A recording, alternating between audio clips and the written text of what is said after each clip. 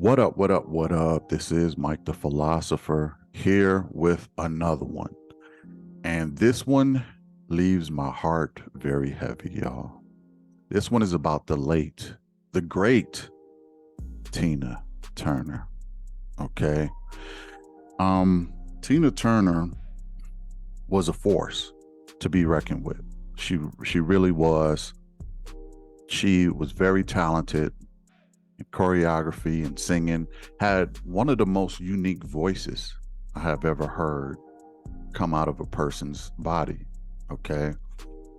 To the point where you could be anywhere at any time, any era, whatever the case. If you heard Tina's voice, you knew it was Tina.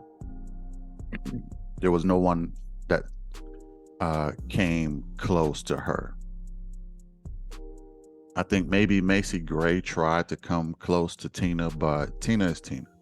Okay. And she had that voice that was very unique. Everybody loved Tina. Everybody knew her story. Everybody knew how she came to be and how, her tumultuous relationship with Ike Turner and, things like that. But all that being said, I want to tell you a short story. Okay. The short story goes like this. One day, a beautiful Black woman meets. Now, this Black woman is about 43 years old. He meets a 27-year-old. And this 27-year-old is a Caucasian male.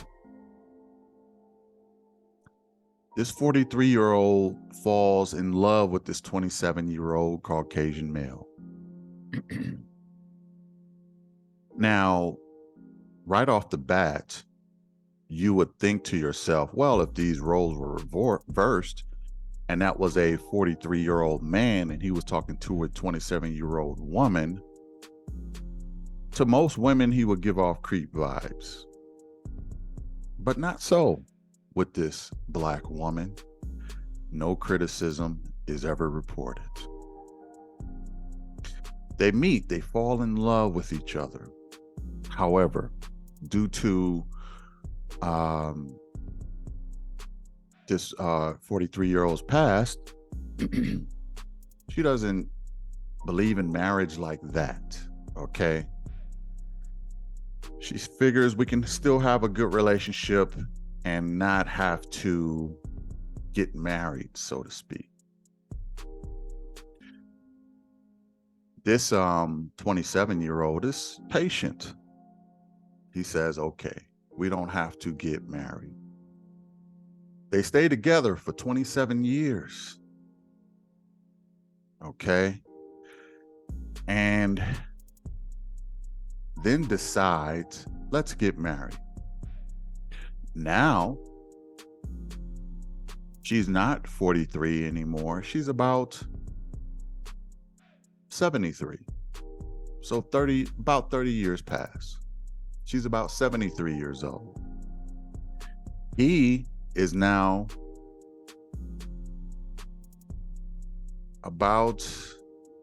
he's about 57 years old. So they marry. And they say their wedding vows in 2013. Nothing but congratulatory and praise is for this couple. And everyone is happy for them. Obviously, right? Nothing is said. Then, about 8 years later from their marriage, they started buying enormous amounts of property.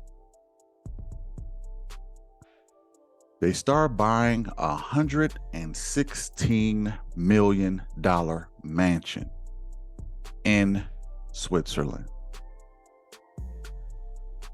This $116 million mansion is considered a getaway. You know, just to pass the time, just to get away. They don't even live there 100% of the time. They also decide to buy other properties.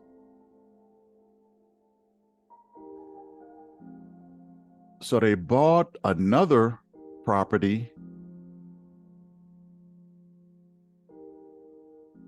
for a reported $76 million. And this home is gorgeous, off the water. Another nice little getaway. Okay. She also decides to sell her entire musical catalog for reported $50 million. So soon after she marries, she started buying real estate, like 50 going north. She sells her music catalog for another reported $50 million so she can stay liquid. And she then comes up with a mysterious illness and passes away. Now, some might say, well, you know, that's life. That's how life is. But there's an elephant in this room. Do y'all see him? I see him. I mean, he big as hell. There is an elephant in this room. I am going to address this elephant. I know most won't do this, but I am going to address this elephant. You elephant, let me ask you a question. When the roles are reversed and there is a black man married to a white woman, there is so much hate on that man when he passes away because a lot of the women are jealous that Becky gets the inheritance. But when a black woman passes away and her white husband gets all of the property, all of the cash from her catalog, no one says a word. Not to mention, she makes all of these purchases and passes away of a mysterious illness. Elephant, don't that make your eyebrow raise a little bit? Yeah, I'm talking to you, elephant. Don't your eyebrow raise just a little bit? First, you have the question of who gets the assets when said person, successful black person, passes away. There seems to be a problem when a male passes away. There doesn't seem to be a problem when a female passes away. If she leaves all her wealth to her white husband, that's okay. That's green lighted. But when a black male passes away, there is spit on his grave. I remember when Kobe Bryant passed away, and a lot of women just did not care. I mean, I seen some vitriol from some of the responses and some of the, some of the replies when it came to his passing. And instead of mourning this man for being a great father and taking his daughter to basketball practice and, being a girl dad and things like that, a lot of women were just so upset because they were thinking about the money. Where is the money going? And it's going to a non-Black woman, so they spit on his grave.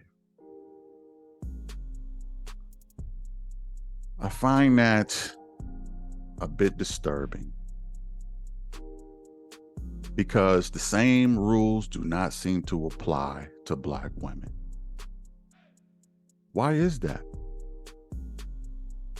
Is it because the men are not causing more of a stir? Do Black men need to really show vitriol against Black women who leave their fortunes to someone of another race? I would say that pretty much it's all petty. Okay. I'm saying that no one should get upset by anything.